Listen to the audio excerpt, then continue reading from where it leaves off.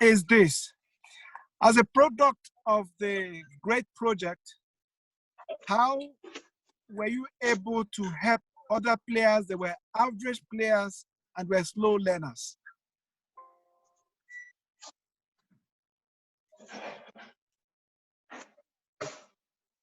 Did you get my question? Skudu. Did you get my question? Sorry, can you please repeat the question? I said, as a product of the great project, how were you able to help other players that were slow learners and average players that are not as good as you are during your course of play? Oh, thank you for that question, Coach. I think, you know, coming from the School of Excellence, yes, we've had quite a number of players that were not as talented as the other group of players. And, you know, they tried by all means to mold their game in the level that they can also improve. Obviously, even if I'm sharing with someone a position and I'm playing before him, I may be quicker, I may be skillful, and I may be technically better than him. But as soon as he starts learning from me, he sits, we do individual trainings together. Because you must remember, football, we learn from each other. We start doing coaches, like I'll tell you what we used to do at Mamelodi Sundowns. We used to have individual training sessions whereby only wingers would come and train. Then later in the afternoon, we will have wingers and strikers before the whole group may come and train. So individual, this is where now individual training, group training, and the whole team comes in. That thing, it helps the players that are not at your level to improve a lot. The individual, group training, and the team training.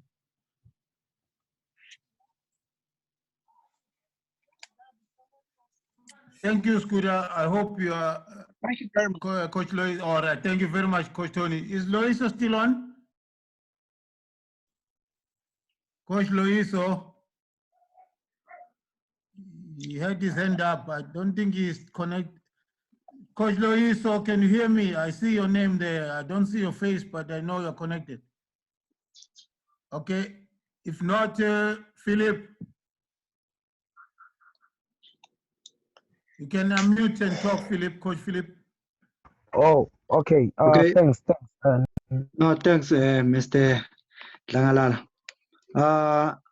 I'm so glad to have the man like him on this chat. I've got a couple of questions to Skudu. The first question, where do you wish maximum training? As you've mentioned that you've developed yourself and you've gained a lot of aspects, football aspects in maximum training, and that puts you where you are. Where do you wish maximum training to reach, looking at what exposure you have got? And then the second question is, Mr. Skudu, what difficulties you see for our players locally to reach higher rankings, especially at the age of 17 and 18, because that's the age group that we are looking at to actually see them playing competitive games. In this, I'm asking this question because we've got so many social issues involving in our community, and it attached to our players as well. For an example, actually, I need the motivation. For an example, as local coaches, we develop the player from the early age of 11 years, and then you stay with that player until he reaches 17 or 18, and then he's got an opportunity to play in an AABC or MDC, where you find that at that level, it's been complaining of such a coaches treatment and other stuffs. So my question, what difficulties you see for our players to reach higher level rankings? Thank you very much. I thank you. Thank you for that question, Coach Philip. It's a very good question. You know, maximum training is very important in a sense that it prepares a player, like I've been saying, mentally, physically, and otherwise. I wish and I hope it could be implemented not only in South Africa, but across Africa. Across Africa, because you go, I went to Europe, I look at Europe, players are being properly developed under a very good development structure at the age of 9-10 years old. And the importance of it, like you're saying, players at the age of 17, 18, you see them suffer when they have to make it as pro footballers.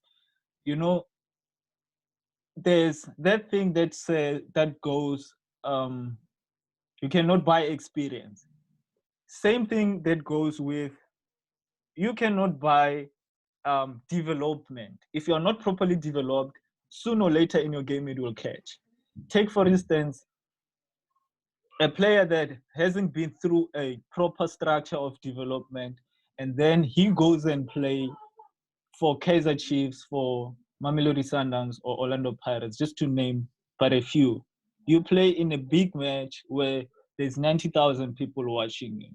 That's a big, you know, you have that thing that is called a big match temperament, where a player, stage fright, where a player who is properly developed and can easily handle pressure, because that's one thing they teach us also when we were under the maximum training, how to handle pressure. You have somebody that first, internal pressure and external pressure. Internal pressure is the person that you're competing with, your immediate, you know, somebody that you're competing with on your position. And then external pressure, it's the teams that you compete with in the league, and other factors of football that you have to deal with. So I think this is where now development plays a huge role in South African football and the world at large, if I would say. Yeah, thanks, Mahlatse, on those response. Coach Loiso, are you there? Just checking. Do you still have a question, Coach Loiso? Okay, no, I can't find him. Is there somebody I'm missing who has a hand up or question? Yes, can I? Coach Nale, yeah, just before Coach Nale proceed, may I ask that we try and limit the time we spend when asking so that there's more time for response. Thank you very much. Go ahead, Coach Nale. Okay, thanks, Coach. My two questions will be, what would be his message to the up-and-coming youngsters growing up in townships, seeing themselves going overseas? And the other one is maybe what maybe the advice that he can give as a coach is something that he can change as a coach, being coached by many different coaches at his career. Maybe one thing that as a coach is that we need to improve. You got the questions, good. Yeah, I think I got the question. Thank you, Coach. Coach Nale, the message that I have to the up-and-coming youngsters is that, you know, everyone would tell them work hard and believe in your dreams, work hard. Yes, sometimes we labor under correct knowledge. That thing is luck, L-U-C-K, laboring under correct knowledge. If you are under a proper structure, do not take advantage of it. Wherever you are, God has put you in that role. So they may say,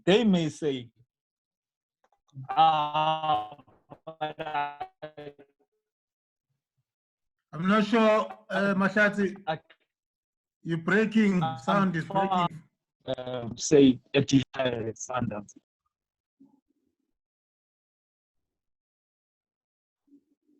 Mahlatse,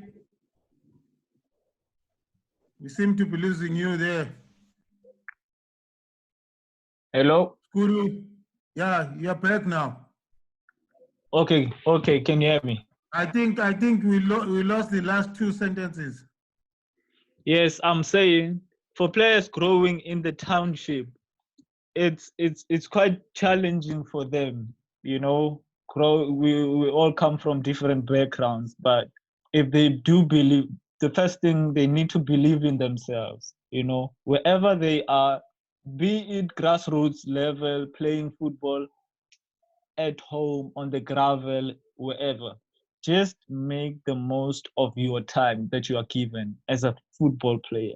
As a football player, you need to look after your body, your diet, you know, other aspects, your outside life, your social life is very important. So if you are laboring under correct knowledge, like I said, that luck, you are bound to get it right.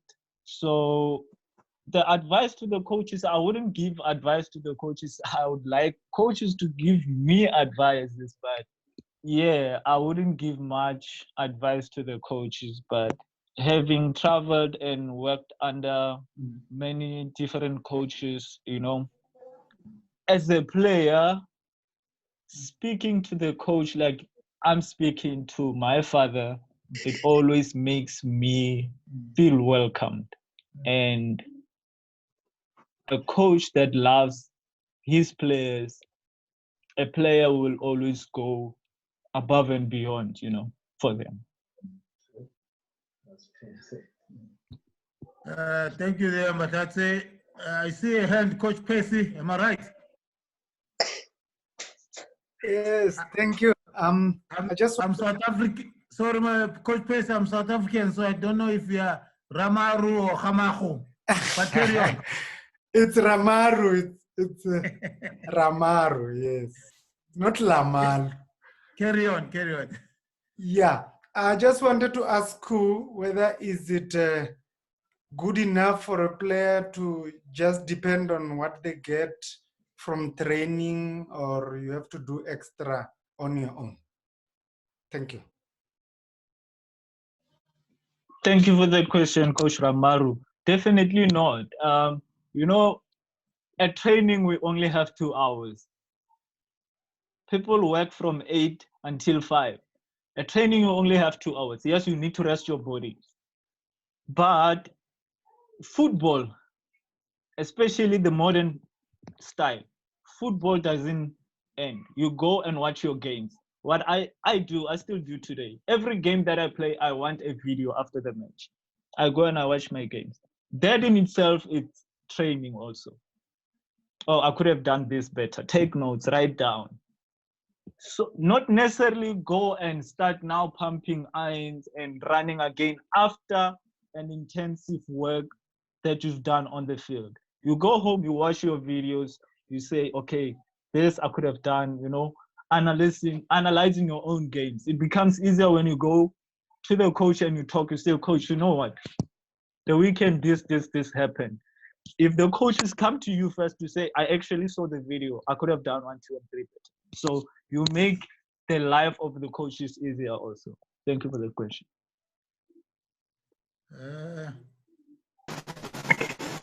I hope I'm not missing anybody.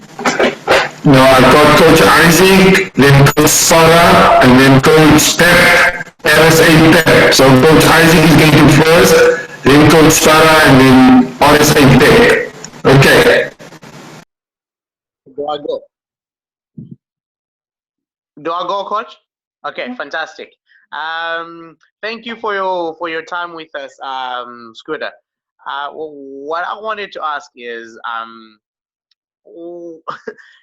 again, I heard you say, you know, you wouldn't give advice to the coaches, or you wouldn't want to give advice to the coaches. But my question is also leaned towards what your thoughts are as someone who's who's played, you know, professionally, or who is playing professionally, what do you, or how much do you think education, importance of education to a player, maybe in preparation for post life after football? That's number one. And what do you also think is the importance of, you know, finding help financially for yourself personally? Have you had guidance on how you can, you know, save your money, and what advice or thoughts do you have around that? Thank you. Thank you very much, Coach Isaac, for the question. And yeah, it's a very good question and a very good point. You know, linking football and school is very important.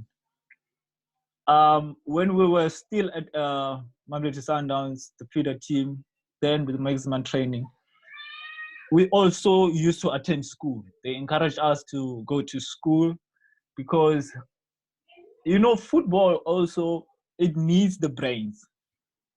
It needs the brains. To understand the game, you need to constantly exercise your mind to other things. It's very important to have something to fall back on in football.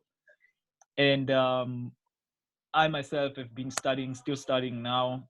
And, you know, saving, you know, there's two kinds of savings. I think saving money, putting it in the bank, and investing money, I think those are two different things, you know. And with the kind of money that footballers get, we always resort to buying cars, buying, you know, flashy things instead of investing our money. And I think this is where now football agents need to come up and say, they mustn't just show up when players negotiate for their contract. What do they do then after that? Say, okay, boy, take this money, invest it somewhere into property, invest it somewhere, buy shares, instead of just, you know, after getting that big paycheck and your sign-on fee, we run to buying cars and everything. I think it's very important that our players start investing, and this is where now players and their agents need to come down and say, how do we strategize and we draw up a plan where it will help me, benefit me after my playing days? Because not everyone can juggle the stress and pressure of school and football. So yeah, I think investing more than just saving. Yes, saving in a form of investing is very important.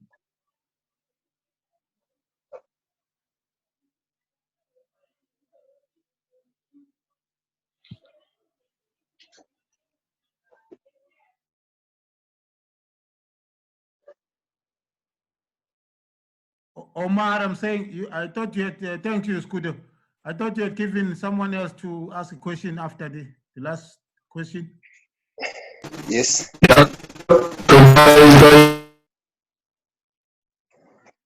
Can I talk? Can I? Okay. Please Hey, go hola, ahead. Skudu. Thanks, Coach Omar. Thanks, Coach Zippo. Skudu, having gone under the project of Aris Baktawana, everyone knows that something was special done there. And then graduating to the PSL, how frustrating it was for you knowing that what you're capable of, what you can do with the ball and without the ball, and having someone to restrict you. Did you feel frustrated, or did you feel that you need to work a little harder on those? Yeah, that's my question. Thank you for the question, Coach Spara.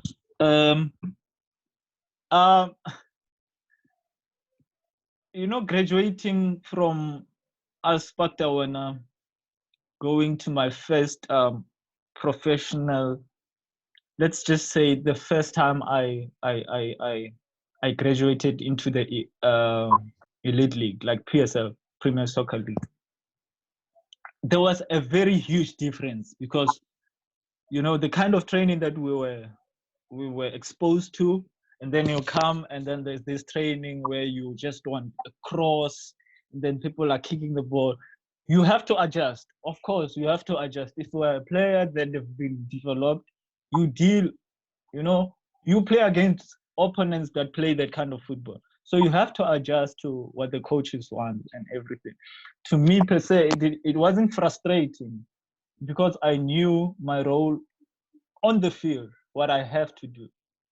And maybe being fortunate to play with the players that know me, it was easy for me to to relate to them, and they would understand my style of play. But for any other player, I would say it must be frustrating to say this is not the kind of football that I'm used to. But as a player, you need to adjust to any style of football that the club and the coach respectively wants.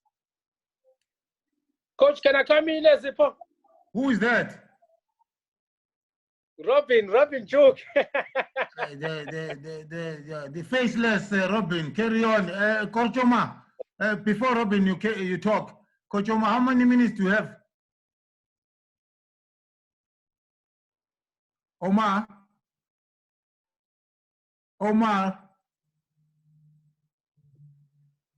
Gentlemen, if you hear me, can you raise your hand? I'm not sure. Maybe I'm talking to my house now. Thank you very much. Coach Omar. Coach Omar. I can hear you. No, just a moment, Robin. Just a moment. Omar, does anyone know how many minutes we have here? Okay, Robin, carry on. It's good, man. Sure, Coach Robin. Yeah, tell me something. You spoke about some of the factors that I think are very key from my side. Internal factors and also external factors. And, playing, and then the BMT as well. They took playing in the 90,000 stadium. Do you think that also worked in against you when you joined under Pirates? Talking about those things, because I'm sure there was so much competition, also the position you're playing. And then after that, things suddenly, I don't know what happened to your form, because when you went to cheaper, things were not the same. What happened? Can you take us through what happened at Pirates at that time? Thank you very much for that question, my brother. Before you answer that question, may I just request, because of the nature of our platform, may I just request that in your answering, we are not here to talk about the club that you played for. So it's only things that are related to you and nobody else. Yes, Coach. We are not here to talk or to gossip about anybody. Thank you very much. Carry on. All right, thank you. Yeah, I'll try not to be very controversial, but having played for Platinum Stars, I played with all these teams. Mamelodi Sundowns, Kaizer Chiefs, won many of the matches against Kaizer Chiefs, played against Pirates. And obviously, wherever Kaizer Chiefs is playing, wherever Pirates is playing, the stadium will always be big. It will be packed. So the BMT was never, I love playing, in front of a big crowd. So going to Chippa United, it was a different story, because I was on loan, and that time, loaned players, there were three players from Mamelodi Sundowns that were loaned to Chippa. There were 2 players from Pirates, me and Bryson Mutombo, that were loaned to Chippa. Unfortunately, in that season, the management of the club didn't want us loaned players, but somehow we ended up there. It was just, when I was at Pirates, the chopping and changing of coaches, there were 5 coaches that came within my time. And you see, as a player, that thing can also affect you. And you are now adjusting to this type of style of play, and then after 8 months you have now. So it wasn't a matter of a form my form dropped or anything, you know. It was just unfortunate incidents that happened to me, and you know, you just have to go on and move on with football and do what you love. Not changing and moving away from who you are, your identity. You just need to remain yourself. Thank you. Okay. Yeah, Thanks, brother. Thanks, Robert. Skudu, because we're gonna, I think we might be running out of time. Omar will guide us on that one. Just one from me, maybe to give coaches your insight into this one.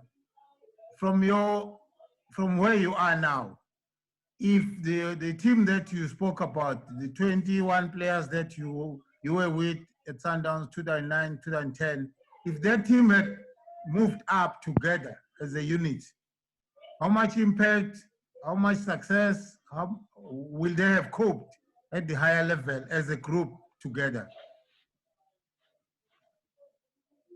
Thank you for that question, Coach. I still remember when we played the last 32 Nedbank Cup against Platinum Stars then. They were a very, very good big side in the Premier League.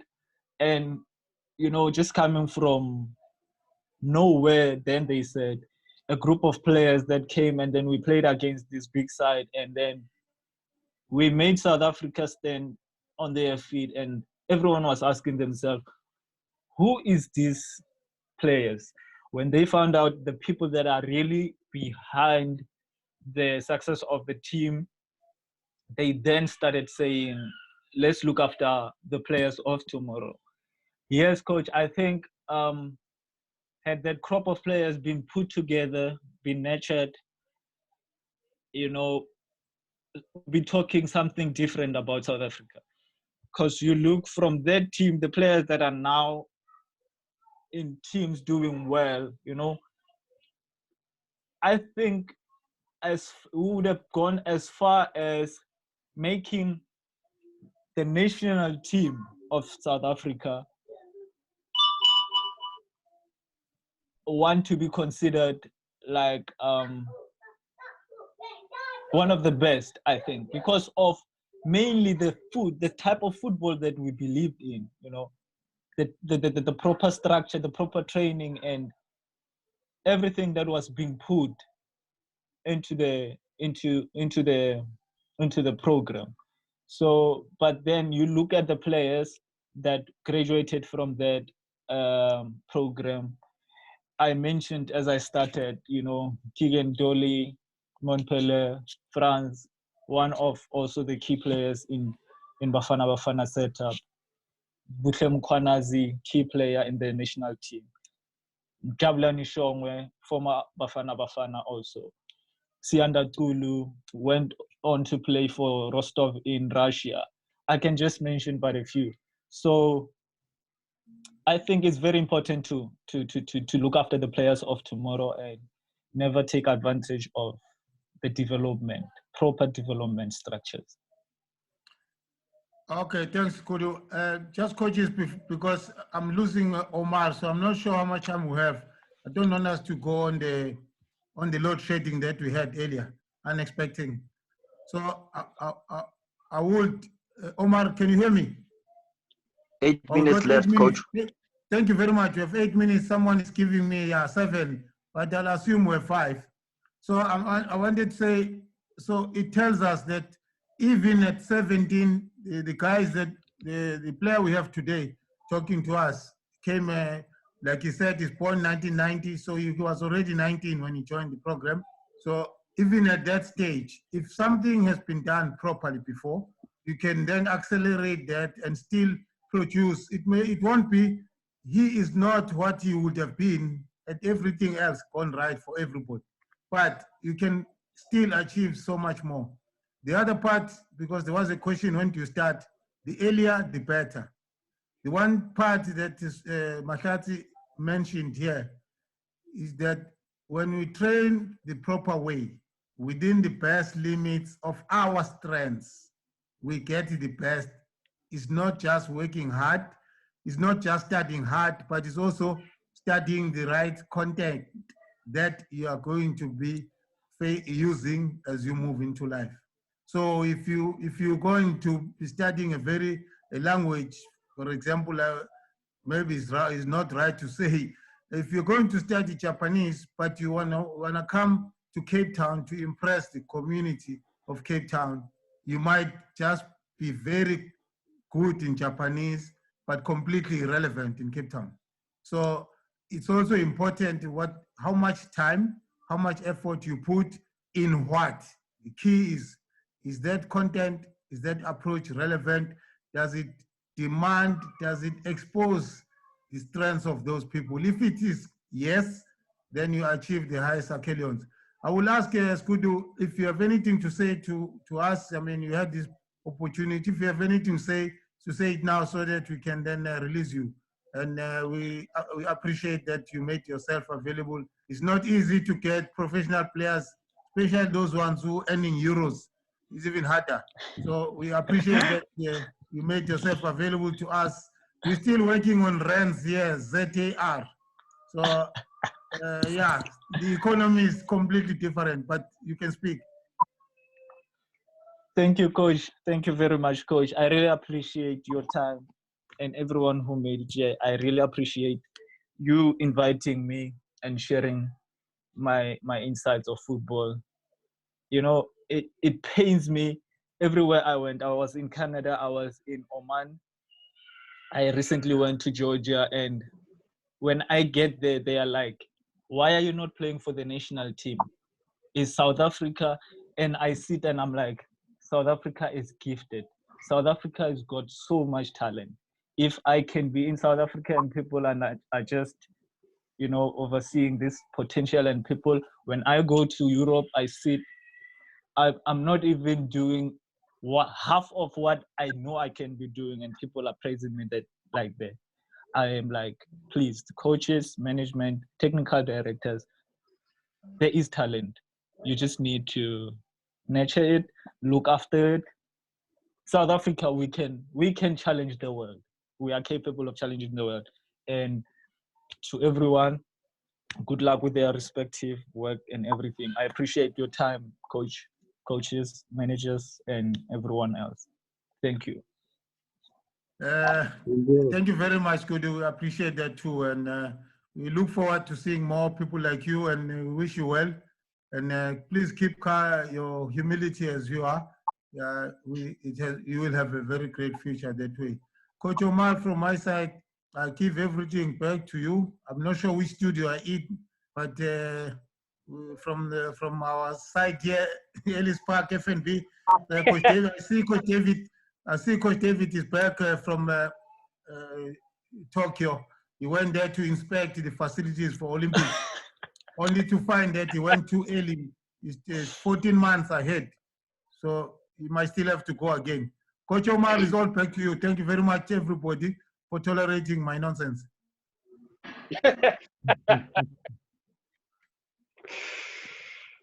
Para Coach. Coach Omar.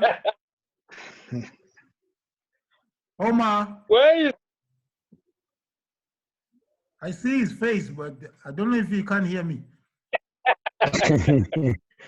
In that case, I think he once complained that he was muted. I don't know whether he sorted that out, but it doesn't seem like he can hear us. Yeah, but he is in charge. So if he can't unmute himself, who are we? I see. It appears to me that there's a technical glitch between us and Coach Omar. So I will take this opportunity to thank everyone.